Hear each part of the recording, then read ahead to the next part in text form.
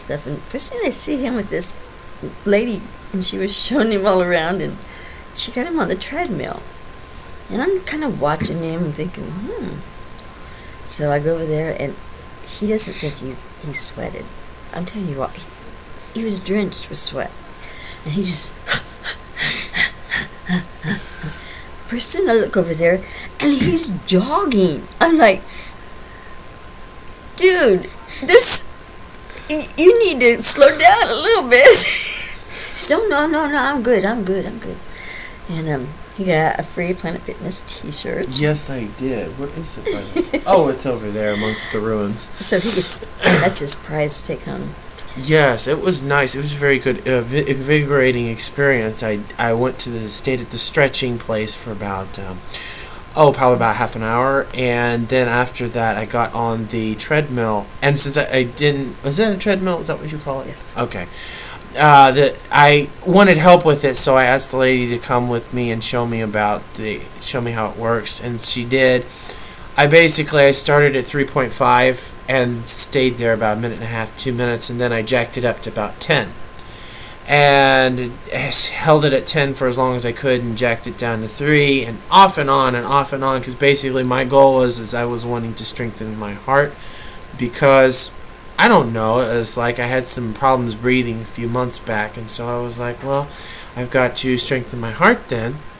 And someone told me that I did have problems with low blood pressure, or low pressure, heart pressure, so I decided to strengthen my heart, and it worked, actually. I breathed better than I had in a long time, so it was a great experience. I tell you what, the next night we were like, do you want good Planet Fitness tonight?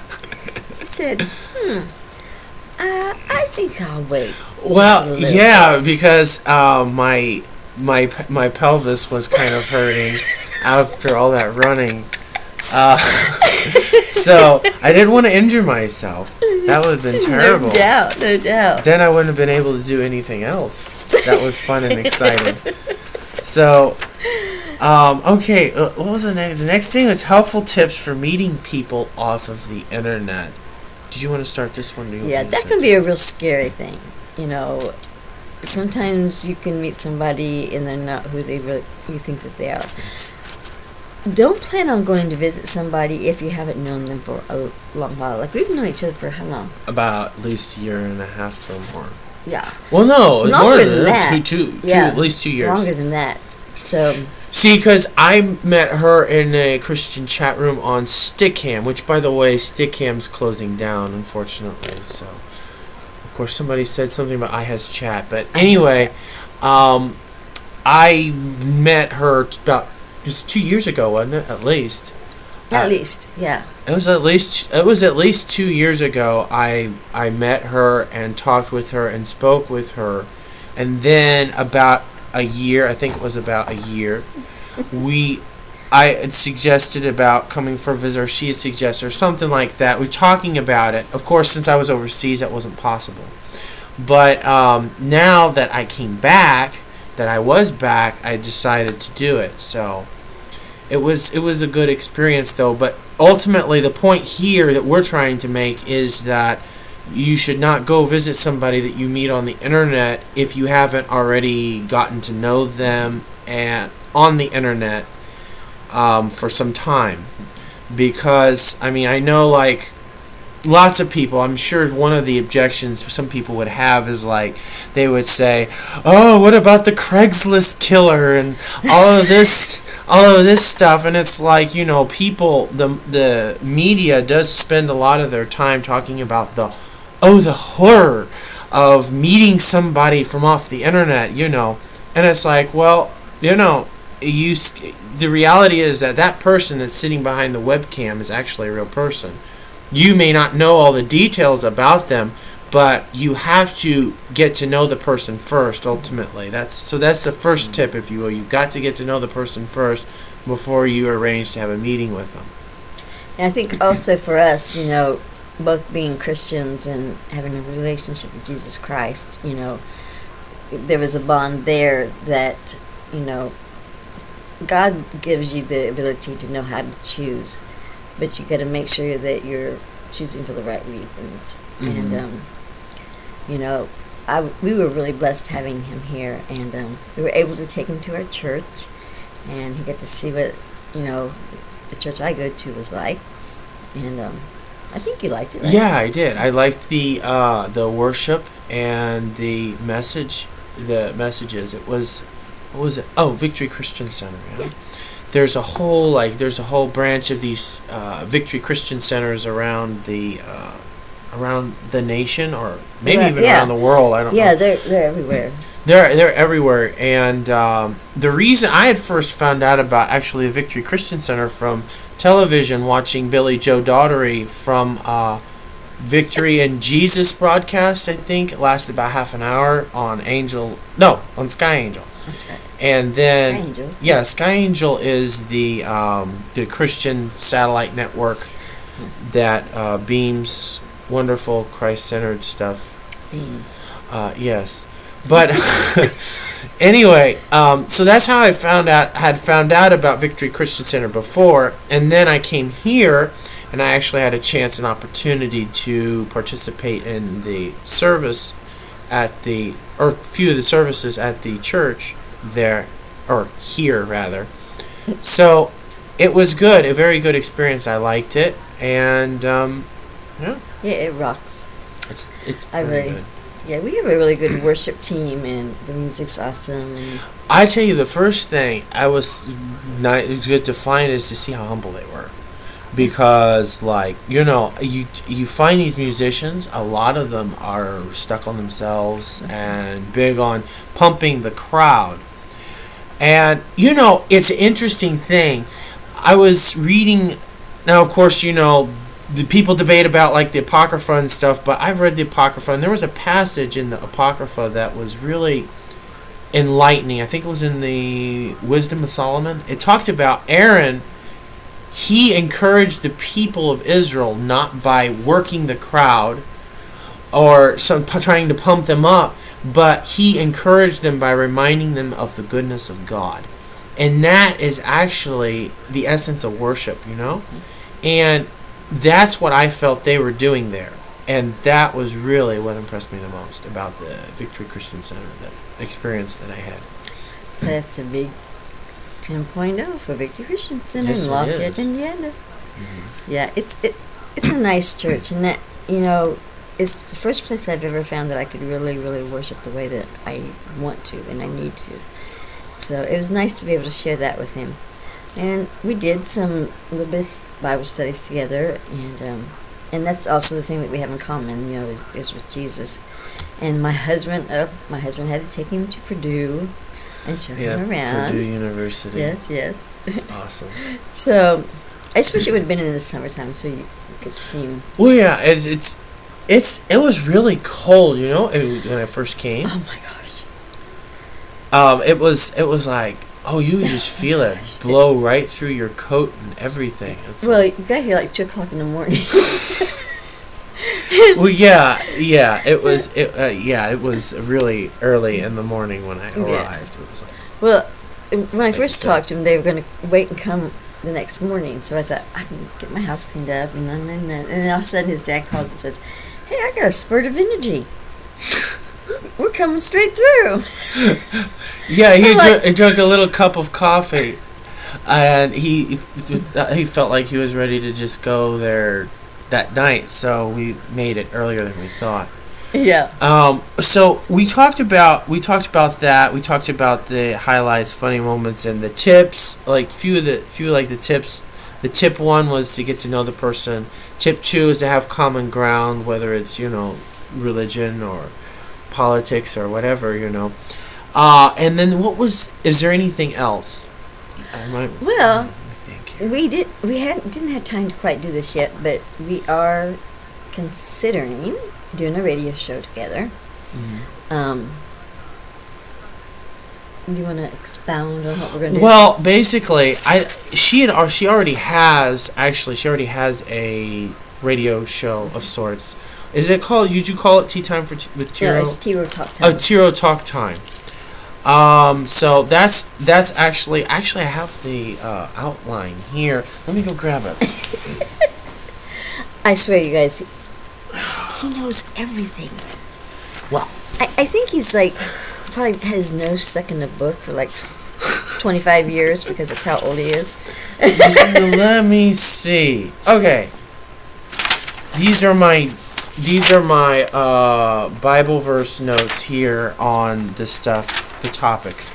But that was this one. The main outline was, now I said tea time with Teero, but it's actually what again? Teero talk time. And this say that 3 times in a row. Teero talk time.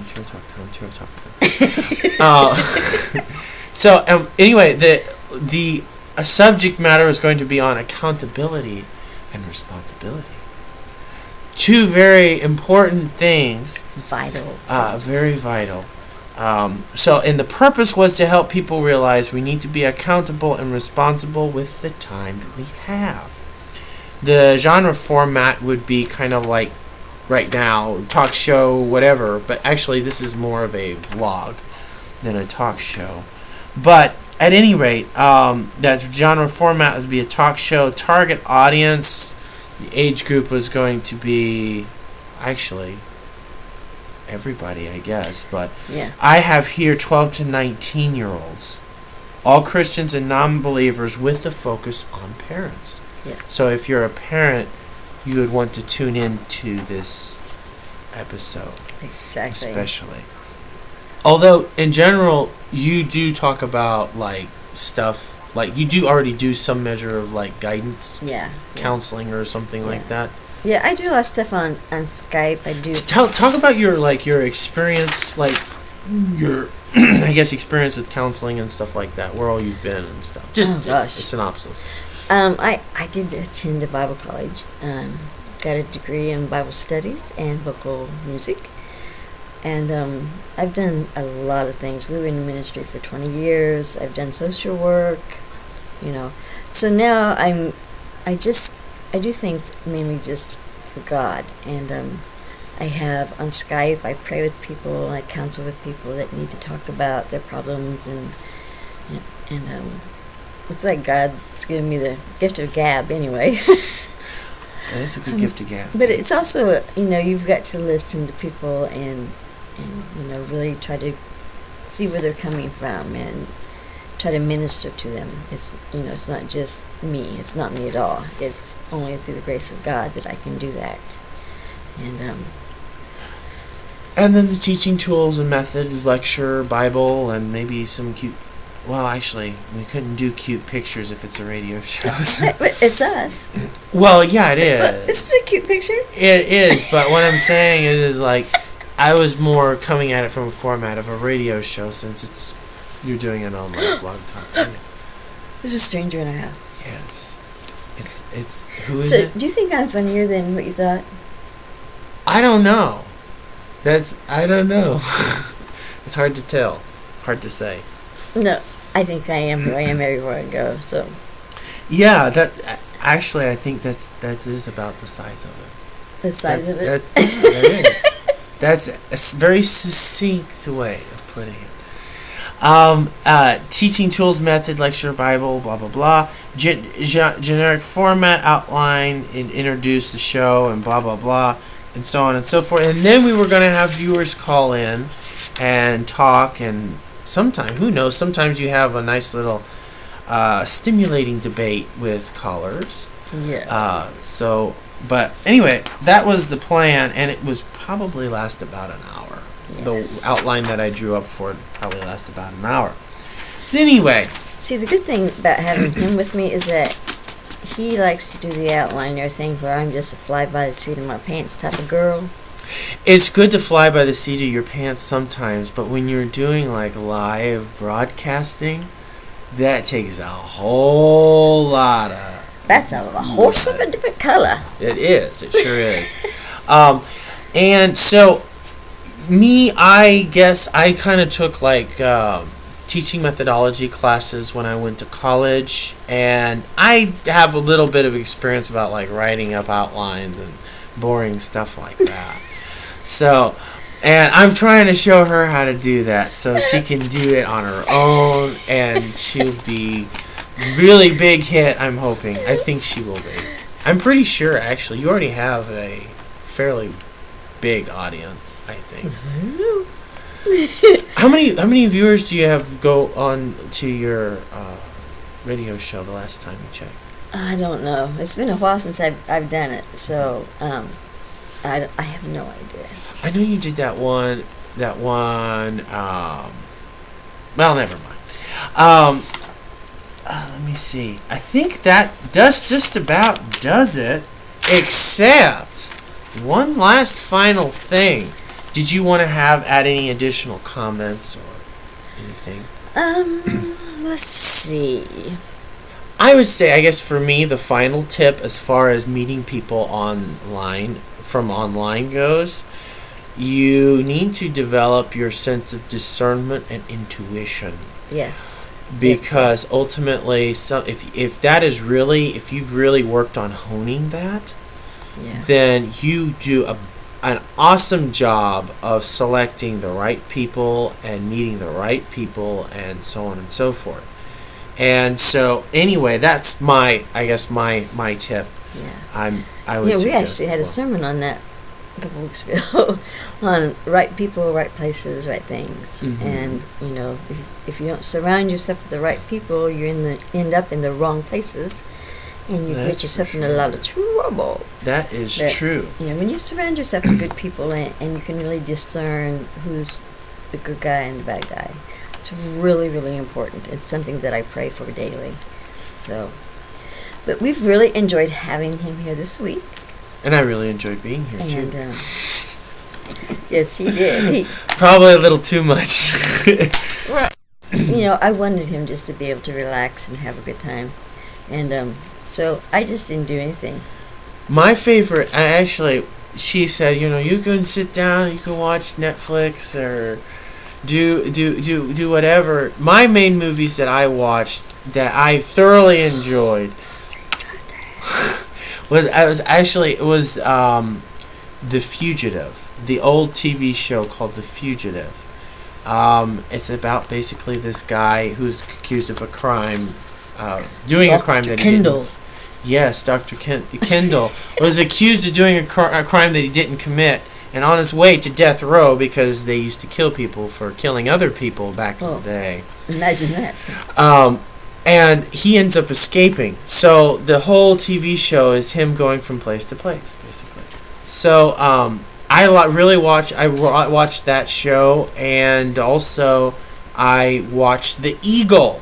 It's a movie. It's about a man whose father defended the Roman emblem, and he died fighting for it. And when did you watch that? I watched that one. I watched that one on, I think it was Wednesday or Thursday, off of my wonderful computer. He's had his computer hooked to the big screen yes. TV. It's been awesome. It's wonderful. Teresa and I actually watched the... what was it called? The Fugitive as well with Harrison Ford? Yeah, that's the one we started with. And by the way, that one has a sequel called U.S. Marshals. I adore that film, actually, the U.S. Marshals. It's really good. Yeah, because to me, I feel that it accurately, well, to some degree, presents the law enforcement community's side of what they have to deal with. But anyway, having said that, we have a surprise for you, and the surprise is our choice of funny videos. We actually found this video on YouTube, and I think it's called like Super Mario Brothers 3 themes acapella. And so we're going to go ahead and play that for you right now, and we hope you enjoy it. And we also hope that you enjoyed this little blurb that we did on meeting people from off the internet. And, of course, we hope that you'll come back and watch some more of Teero 09. And J. Fritz B. J. Fritzy B. J. Fritzy B. Is that for J. Fritzy Baby? No, it's not. I don't think we're going to have trouble with our radio show. No, I don't think so either. Talking, Okay, this is Teero and Joseph. Over and out. Bye-bye.